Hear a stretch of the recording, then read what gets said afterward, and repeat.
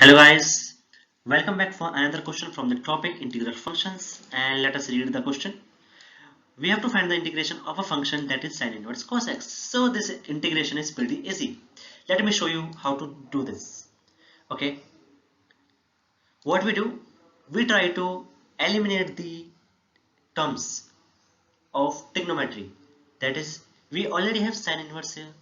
So is there any way possible that we can convert cos x into some sine trigonometric function, and then sin inverse and sine gets cancelled by each other and we get an algebraic function, and integration of that algebraic function will be pretty easy.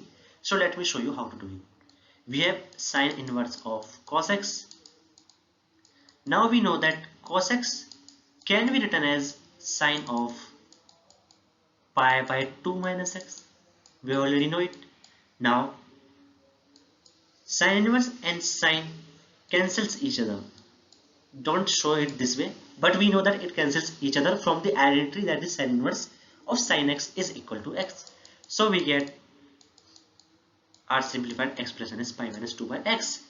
So this thing is equal to pi by 2 minus x. And now the integration of pi by 2 minus x is pretty easy. So now let us see the solution. They have done the same thing till here, and then we have pi by 2 minus x, and we have to integrate it. Now the integration of pi by 2 will be, as pi by 2 is a constant, so it will be simply multiplied by x.